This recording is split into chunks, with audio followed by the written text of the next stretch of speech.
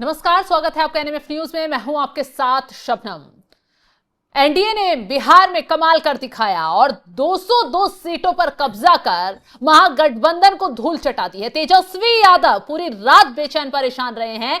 न सिर्फ आरजेडी उम्मीदवारों की नींद उड़ गई है, बल्कि कांग्रेस तो मुंह दिखाने लायक तक नहीं बची है। जो राहुल गांधी वोट चोरी का ढिंडोरा पीट बिहार में माहौल बना रहे थे, उन राहुल गांधी का हाल देख लीजिए क्या हुआ है। 6 सीटों पर कांग्रेस सिमट कर रह गई है। लेकिन आपको सबसे चौंकाने वाली बात बता दे, जिस भूरा बाल को साफ करो का लालू यादव नारा देते थे, उस भूरा बाल ने ही अपनी ताकत दिखाकर न सिर्फ आरजेडी को पटखनी दी है, बल्कि बड़ी संख्या में राजपूत कैंडिडेट ने एनडीए के जीत हासिल की है। बता दें, खबर यह है कि 37 सीटों पर राजपूत उम्मीदवार बीजेपी की तरफ से उतारे गए और उसमें से 33 सीटों पर जीत दर्ज करने में राजपूत कैंडिडेट कामयाब हो पाए हैं। यानी एनडीए ने एक बड़ा कमाल कर दिखाया है बिहार में। जिस बिहार में भूरा बाल, ब्राह्मण, राजपूत, कायस्थ,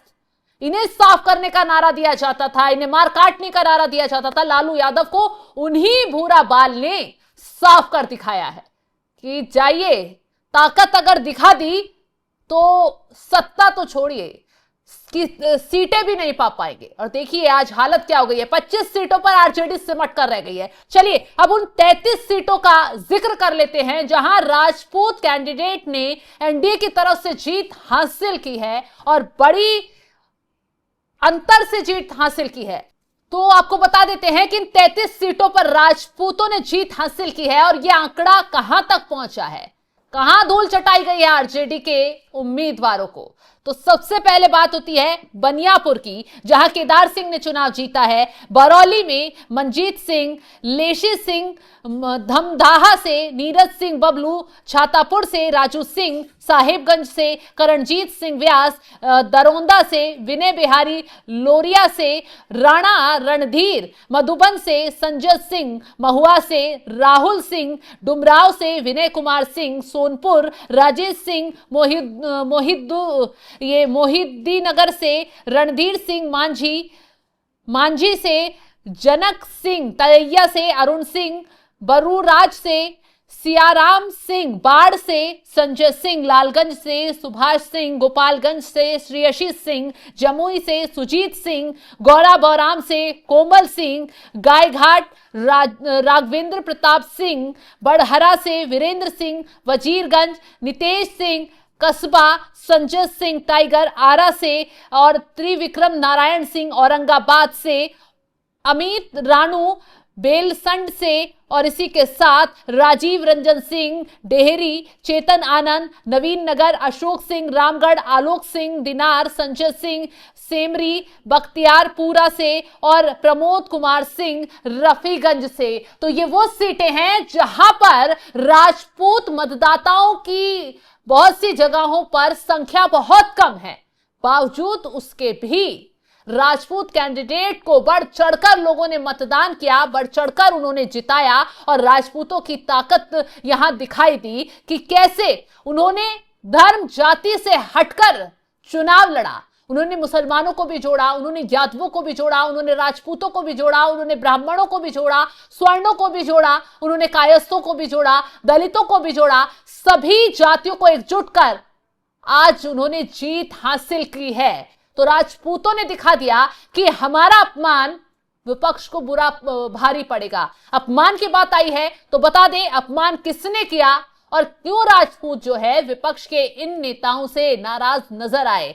आपको याद होगा उत्तर प्रदेश में समाजवादी पार्टी के मुखिया हैं अखिलेश यादव। अखिलेश यादव के एक सांसद हैं रामजी लाल सुमन, जिन्होंने राणा सांगा को न सिर्फ गद्दार कहा था बल्कि हिंदुओं को उनकी औलाद बताकर अपमानित किया था।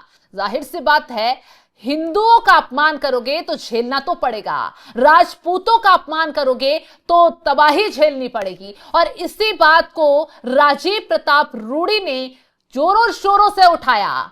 सांगा यात्रा बाकायदा बिहार में उनके जरिए निकाली गई, राजपूतों को एकजुट किया गया और इसी का नतीजा है कि राजीव प्रताप रूडी राजपूतों को एकजुट करने में कामयाब रहे। उन सीटों पर दबदबा राजपूतों का बढ़ाने में कामयाब रहे जिन सीटों पर राजपूत कैंडिडेट खड़े करने की तैयारी की जा रही थी और कहा गया कि बड़ी संख्या में एनडीए की तरफ से राजपूतों को टिकट दिया गया। 37 टिकट शायद बताए जा रहे हैं कि राजपूतों को बांटे गए, उसमें से 33 कैंडिडेट जीतने में कामयाब हो पाए हैं। तो आप समझ सकते हैं कि विपक्ष ने खुद अपने पैरों पर कुल्हाड़ी मारी। अखिलेश यादव के एक सांसद के बयान की वजह से कितना बड़ा नुकसान यहां पर विपक्ष को, खासकर तेजस्वी यादव को भुगतना पड़ गया। खैर, इसके लिए जिम्मेदार न सिर्फ अखिलेश यादव के सांसद ही हैं, बल्कि इसके लिए जिम्मेदार खुद लालू यादव भी हैं।